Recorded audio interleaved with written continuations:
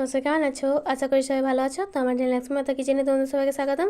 তো আজকে আবার একটা নতুন রেসিপি নিয়ে চলে এসেছি, চানার জিলেপি। তো দেখে নিন রেসিপিটা, পুরো ভিডিওটা প্রথম থেকে শেষ অবধি আপনারা দেখবেন।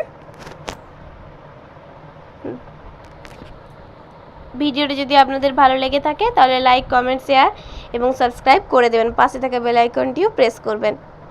তো দেখুন, আমি প্রথমে নিয়েছি আটা, নিয়েছি সুজি, নিয়েছি ছানা, নিয়েছি আর দুধ গুঁড়ো নিয়েছি। সবগুলো একসঙ্গে মিক্স করে দেব। সবগুলো আমি ঢেলে নিচ্ছি। এরপর দিয়ে দিলাম দুধ গুঁড়োগুলো।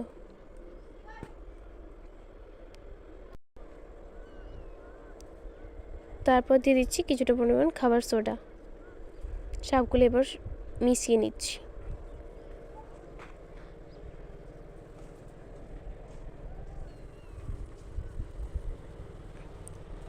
আপনারা ঘিটা আগেও দিতে পারেন, আমি পরে দিচ্ছি, আপনারা আগে দিলেও ভালো হয়। আগেও দিতে পারেন বা এরকম টাইমেও দিতে পারেন। এই ঘিটা আমি নিজে বাড়িতে বানিয়েছি। তো ঘি বানানোর যদি রেসিপি আপনারা জানতে চান তো আমার প্লেলিস্টে ভিডিও দেওয়া আছে, দেখে নিতে পারেন। তো আমি ভালো করে চটকে চটকে মেখে নিচ্ছি এটাকে।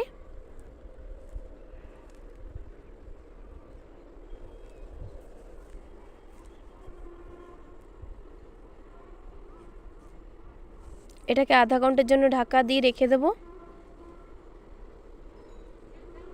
দেখুন আধা ঘন্টা পর এটা কত সুন্দর মসৃণ হয়ে গেছে। হাতে কিন্তু লাগছেও না। এটা ভালো করে আরও একবার মিশিয়ে নিচ্ছি। আমি এগুলো লেচি কেটে নেব। আমি একটা কাঠের পাত্রে এগুলোকে লম্বা লম্বা করে মিষ্টিগুলো বানিয়ে নেব। দেখুন আমি কিভাবে বানাচ্ছি।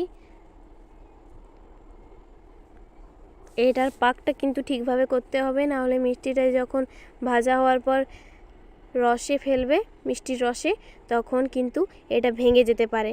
তো তাই আমি ভালো করে পাকটা নিয়ে নিচ্ছি, তারপরে উপর দিকে এটাকে বন্ধ করে দিচ্ছি। এরকমভাবে আমি সবগুলোকে বানিয়ে নেব। দেখুন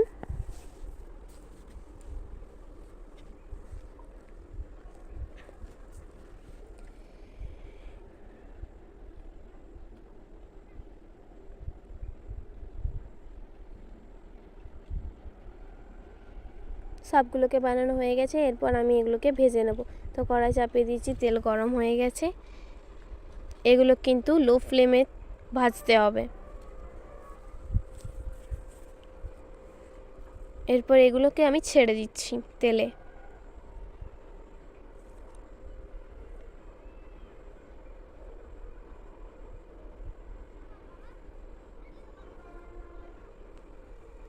এরপর আমি সবগুলোকে ভেজে নেব।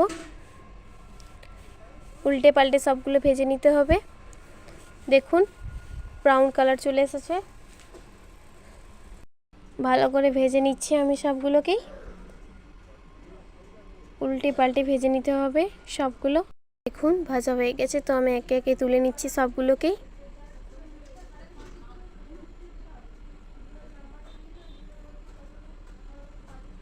দেখুন সবগুলো একে একে তুলে নিচ্ছি। এগুলো এখনো হয়নি, এগুলোকে ব্রাউন করে ভেজে নিতে হবে সবগুলোকেই। দেখুন আমি সবগুলো তুলে নিয়েছি। দেখুন একটাও কিন্তু ভেঙে যায়নি, সাবধানে আমি ভেজে নিয়েছি এগুলোকে। আপনারাও কিন্তু একটু ধ্যান রাখবেন যাতে ভাজার সময় এগুলোকে ভেঙে যায়। তো আমি সবগুলো তুলে নিয়েছি। এরপর আমি চিনির সিরাপটা বানাবো। এরপর দিয়ে দিচ্ছি চিনিগুলো। আমি এক বাটির মতো চিনি নিয়েছি, তার মধ্যে দিয়ে জল। নাড়িয়ে নিচ্ছি। দেখুন চিনির সিরাটা কিন্তু ফুটে গেছে। আমাদেরকে চিনির সিরাটা বানাতে হবে হাতে যেন চিটচিটে হয়ে লেগে থাকে। এখনও কিন্তু চিনির সিরাপটা হয়নি। আমি নেড়ে নেড়ে ফুটিয়ে নেব এবং গাঢ় করে নেব।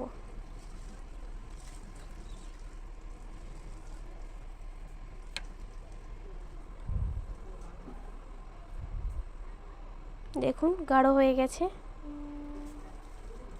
আমি হাত দিয়ে দেখছি এটা হয়েছে না হয়নি। হয়ে গেছে এটা। গ্যাস অফ করে দিলাম।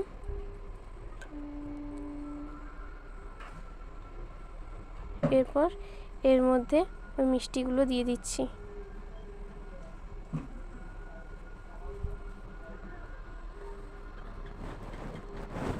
এই মিষ্টিগুলো দিয়ে প্রায় 5-6 ঘন্টা রাখতে হবে।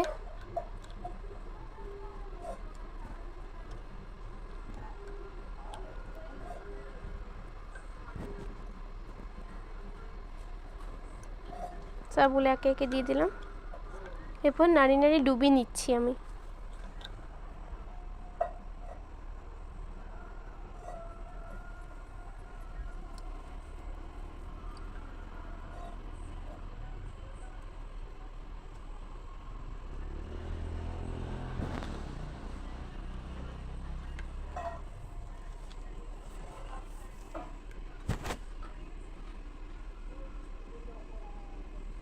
তো দেখুন 5-6 ঘন্টা পর আবার ফিরে এসেছি।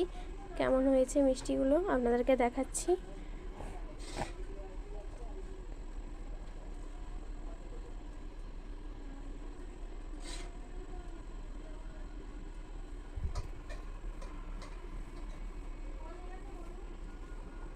দেখুন সবগুলো আমি তুলে নিচ্ছি একটা প্লেটে। আপনাদেরকে দেখাচ্ছি একটা মিষ্টি কেটে।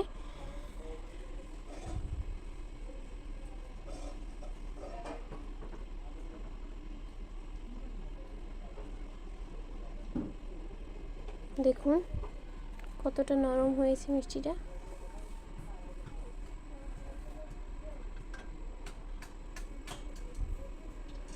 দেখুন আপনারা অবশ্যই এটা বাড়িতে বানিয়ে দেখবেন। খুব সুন্দর, দোকানের মতোই।